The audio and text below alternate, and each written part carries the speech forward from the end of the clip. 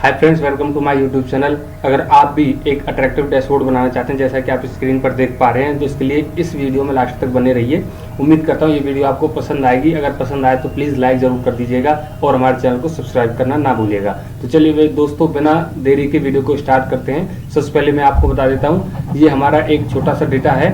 इस डेटा के बेस पे हम एक छोटा डैशबोर्ड बनाएंगे अट्रैक्टिव, जो ऑटोमेट होगा। तो सबसे पहले हमें क्या करना है, इसमें कहीं भी क्लिक कर लेंगे और कंट्रोल ए से इसको सिलेक्ट कर लेंगे और इंसर्ट में जाएंगे। इंसर्ट में जाने के बाद आपको पाइवट टेबल का ऑप्शन दिखाई देगा। पाइवट टेबल में ठीक है, तो टेबल रेंज सिलेक्ट कर लेंगे और यहाँ पे न्यू वर्कशीट पे क्रिएट कर देंगे। न्यू वर्कशीट पे क्रिएट करते ही आपको सामने कुछ आपका डेटा दिखाई देगा। आपको क्या कैसे चाहिए वो इसमें दिखाई देगा। मुझे डिपार्टमेंट की टोटल सेल चाहिए, ठीक है। ऊपर डिपार्टमेंट है, नीचे आप देख सकते हैं टोटल सेल है। मुझे ये दो चीज़ चाहिए फिलहाल, तो मैं इन दोनों पे क्लिक कर देता हूँ। या फिर आप ड्रैग एंड ड्रॉप करके यहाँ से ऐसे भी पकड़ के इसको यहाँ ऐसे भी डाल सकते हैं, ठीक है। मेरा इस तरह से ये डेटा आ गया। अब मैं यहाँ पे क्लिक करता हूँ और अब हम जाएंगे पाइवट टेबल एनालिसिस में। यहाँ पे आपको पाइवट चार्ट दिखाई देगा, ठीक है। इस पाइवट चार्ट पर क्लिक करेंगे और मैं फिलहाल ये कॉलम चार्ट ले लेता हूँ। जैसे कि आपको दिखाई दे रहा है, यहाँ पे काफ़ी सारे चार्ट आपको दिखाई दे रहे हैं, जो मर्जी आप अपना ले सकते हैं। यहाँ पे मैं ओके करता हूँ और मेरा इस तरह से ये चार्ट क्रिएट हो गया, ठीक है। अभी हम डिज़ाइन की बात नहीं करें, अभी हम पहले चार्ट क्रिएट कर लेते हैं और उनको आपस में कनेक्ट करते हैं। सबसे पहले मेरा ये जो चार्ट है इसको मैं किसी दूसरी शीट पर ले जाता हूँ, ठीक है।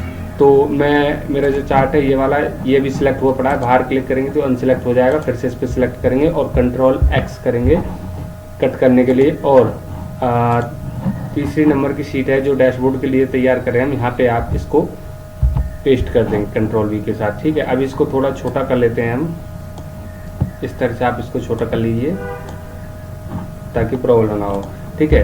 अब हमें क्या करना है, अब हम जाएंगे फिर से अपने रो डेटा में, या फिर रो डेटा में जाने की जरूरत नहीं है। अब आपको क्या करना है, इस पर क्लिक करना है, ठीक है। इसको कॉपी कर लीजिए, कॉपी करा, फिर से इसको पेस्ट कर दीजिए, ठीक है। अब सेम डेटा यहाँ पे आ गया। अब हमें क्या करना है, यहाँ पे डिपार्टमेंट को हटा के अब मुझे जो टोटल सेल चाहिए वो चाहिए प्रोडक्ट वाइज या फिर रीजन वाइज, ठीक है। ईस्ट नॉर्थ वेस्ट में मुझे टोटल सेल कितनी हुई वो यहाँ पे आपको दिखाई देगी, ठीक है। तो इस तरह से, ठीक है। अब उसको हम हटा देते हैं, इस पर क्लिक करेंगे और इसका एक चार्ट क्रिएट करेंगे। अब हमें उसी हिसाब से हमें पाइवट टेबल एनालिसिस में जाएंगे, पाइवट चार्ट में जाएंगे। एक सेकंड दोस्तों, मिनिमाइज हो गया है, इसको मैं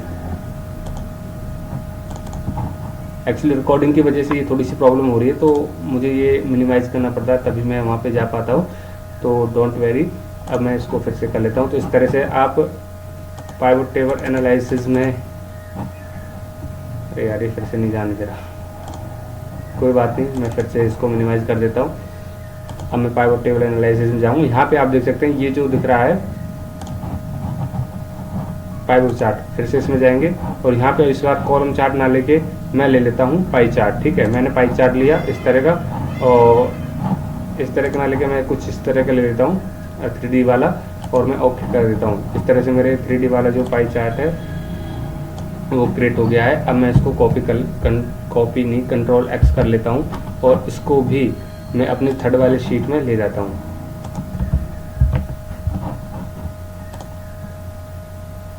इसको भी इसके लेवल का कर देते हैं, ठीक है। इस तरह से ये मेरा पाई चार्ट हो गया। यहाँ पे मैं टोटल, अभी इसमें एडिट बाद में करेंगे, सबसे पहले हम इनको क्रिएट कर लेते हैं, ठीक है। अब मैं क्या करूँगा, अब मैं जाऊँगा अपनी फिर से 2 नंबर की शीट में और यहाँ पे फिर इसको कॉपी कर लेंगे, कंट्रोल सी करते हैं और फिर से पेस्ट कर देंगे। अब यहाँ पे आपको क्या करना है,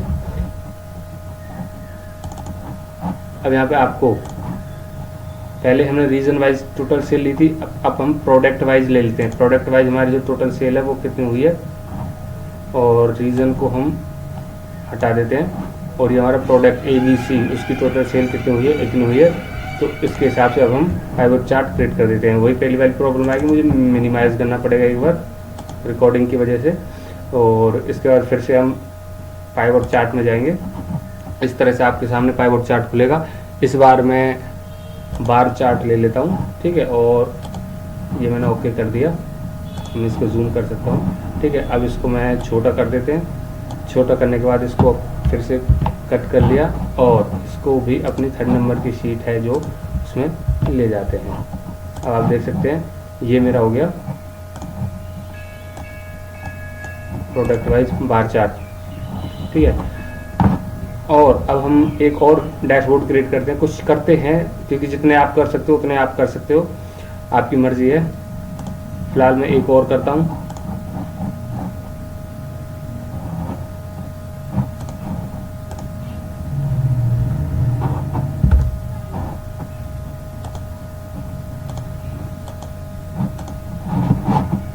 एक सेकंड दोस्तों, मैं अपने 2 नंबर की शीट में जाता हूँ और इस बार फिर से मैं इसको कॉपी करता हूँ और यहाँ पे फिर से पेस्ट कर देता हूँ। अब यहाँ पे मुझे चाहिए रीजन हो गया, प्रोडक्ट हो गया, यूनिट। अब मुझे चाहिए कि department wise total product unit price, department wise unit price, या फिर कितनी उन्होंने सोल्ड करी है वो ले लेते हैं, यूनिट सोल्ड ले लेते हैं इस बार। ठीक है, department wise unit sold, total sale को हटा देते हैं, ये आ गया। यानी फाइनेंस डिपार्टमेंट टोटल इतनी यूनिट सेल करी है, इतने आइटम बेचे हैं, तो वो ये आ गया अपना। इसके लिए हम फिर से एक चार्ट क्रिएट करेंगे।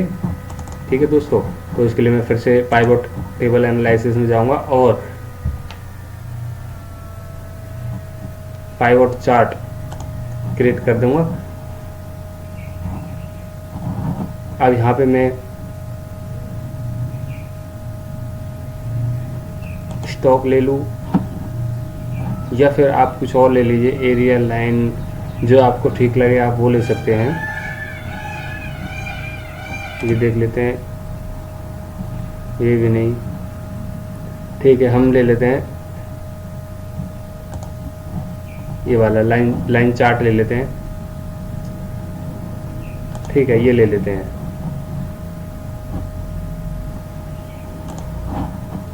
और ओके कर देते हैं। ठीक है, मेरा इस तरह से आ गया। तो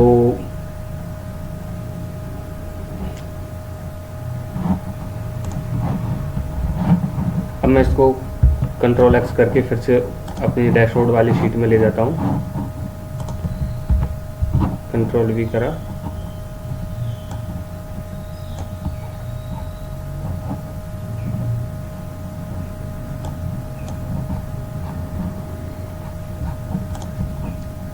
तो इस तरह से मेरे सामने कुछ चार्ट आ गए। अब मुझे क्या करना है, एक और ले लेता हूं मैं, आप जितने मर्जी उतने ले सकते हैं।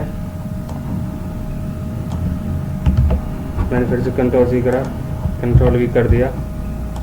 यहाँ पे मुझे प्रोडक्ट वाइज या फिर रीजन वाइज मुझे प्रोडक्ट चाहिए।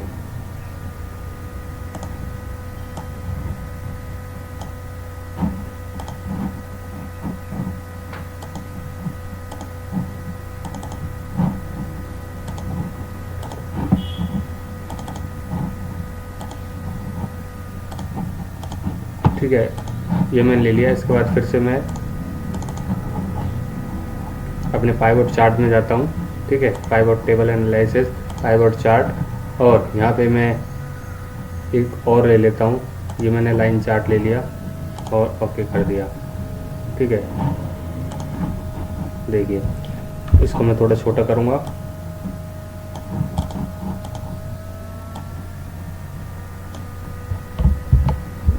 इसको भी कट करके मैं यहाँ पे ले आया।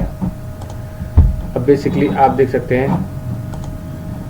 और एक चीज़, अब सबसे पहले हम इसकी जो ग्रिड लाइन है उसको व्यू में जाएंगे और व्यू में जाने के बाद यहाँ से ग्रिड लाइन को हटा देंगे। इस तरह से जो लाइनें होती हैं एक्सेल की वो हाइड हो जाएंगी। अब मुझे क्या करना है, देखिए सबसे पहले आपको यहाँ पे क्लिक करना है और लेवल्स, जो डाटा लेवल्स होता है वो एक्टिव कर देंगे तो हमारे यहाँ पे वैल्यू आ जाएगी। ठीक है दोस्तों, वैल्यू आ गई। इसी तरह इसकी भी हमें वैल्यू चाहिए तो इस पर भी हम क्लिक करेंगे और यहाँ पे डाटा लेवल पे क्लिक करेंगे और इसकी भी हमारी वैल्यू आ गई। ठीक इसी तरह लेबल्स, इसके भी लेबल एक्टिव कर देंगे तो हर किसी की जो है वैल्यू आ जाएगी। सबसे पहले हम इसके भी डाटा लेबल को कर लेते हैं। इसकी भी वैल्यू आ गई, इसकी भी वैल्यू आ जाएगी, जो भी लेबल्स, डाटा लेबल्स। ठीक है दोस्तों, इस तरह से तो आप यहाँ पे आसानी से देख सकते हैं, आपको समझ में भी आ रहा होगा। अब हमें थोड़ी सी डिज़ाइनिंग करनी है। ठीक है, डिज़ाइनिंग से पहले मैं एक एक चीज़ और आपको दिखाता हूँ। अब इन सबको आपस में पहले कनेक्ट करते हैं। कनेक्ट कैसे करना है, सबसे पहले मैं जाऊँगा अपने उस शीट में जहाँ पे ये सारा कुछ है। ठीक है, और इन सारी जो भी टेबल्स हैं इनको आपस में कनेक्ट करूँगा। कनेक्ट कैसे करना है मुझे, मैं एक स्लाइसर क्रिएट करूँगा। सबसे पहले मैं इस वाले पे जाऊँगा और इंसर्ट में जाऊँगा। इंसर्ट में जाने के बाद मैं स्लाइसर में जाऊँगा। यहाँ पे स्लाइसर देख सकते हैं और डिपार्टमेंट वाइज मैंने एक स्लाइसर क्रिएट कर लिया है। ठीक है, ये हो गया मेरा स्लाइसर। इस स्लाइसर को मैं थोड़ा छोटा कर देता हूँ। और अब देखिए, जैसे ही मैं फाइनेंस पे क्लिक करूँगा तो इसका डेटा चेंज हो रहा है। एचआर पे क्लिक करूँगा तो सिर्फ इसी का हो रहा है, बाकी का नहीं हो रहा। अब मैं इसमें से फिल्टर हटा देता हूँ। अब मुझे क्या करना है, इसको इन सब को कनेक्ट करना है इस स्लाइसर से। इसके लिए मुझे क्या करना होगा, सबसे पहले इस पर क्लिक करना होगा और स्लाइसर में जाऊँगा। वही प्रॉब्लम है एक बार रिकॉर्डिंग की वजह से, तो मैं फिर से जाता हूँ और स्लाइसर में जाने के बाद मैं इसको जूम कर लूँगा। अब देखिए यहाँ पे आ रहा है रिपोर्ट कनेक्शन।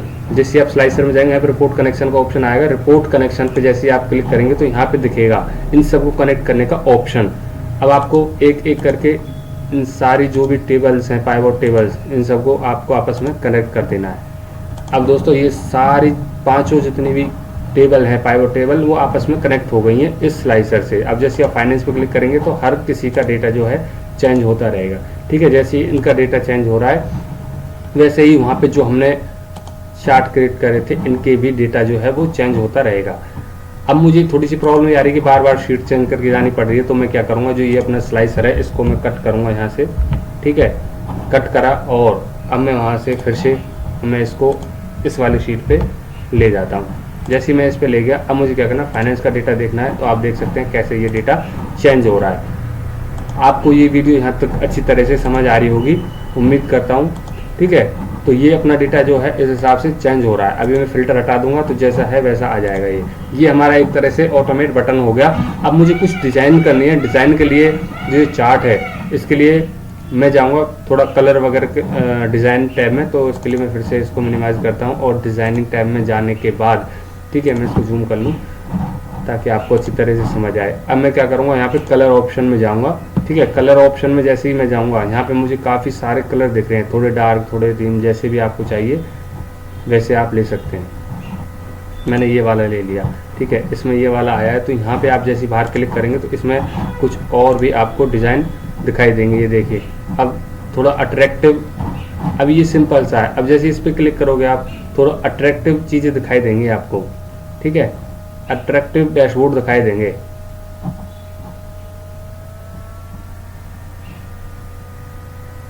आप जैसा मर्जी वैसा सिलेक्ट कर सकते हो उसको। ठीक है, तो इस तरह से ये वाला हो गया। ठीक वैसे ही अब हम इस पे जाएंगे। इस पे भी जाने के बाद आप यहाँ से इसका भी लुक थोड़ा चेंज कर सकते हैं। ठीक वैसे ही इसमें जाएंगे, इसमें भी कलर थोड़ा चेंज कर देंगे हम। इसका कलर थोड़ा इस तरह से लेंगे।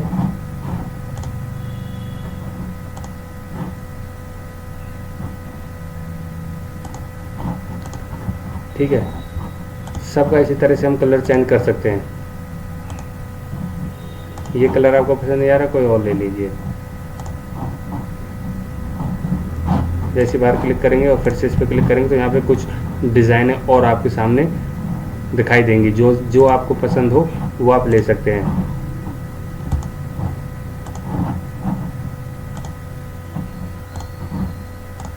मैंने ये वाला ले लिया है इसमें। तो आप देख सकते हैं पहले से कुछ ज़्यादा बेटर दिखाई दे रहा है। ये अपना चार्ट है जो, अब आप यहाँ पे फाइनेंस पे क्लिक करेंगे तो इस तरह से आपके सामने जो है हमारा डेटा है जो ऑटोमेट दिखाई दे रहा है। तो दोस्तों मुझे समझ में आ रहा है कि आपको ये सारी चीज़ें बहुत ही आसानी से समझ आ रही होंगी। ठीक है, तो ये था हमारा एक ऑटोमेट, एक छोटे लेवल का एक डैशबोर्ड जो आपकी ज़रूरतों को पूरा करने में आपकी मदद करेगा।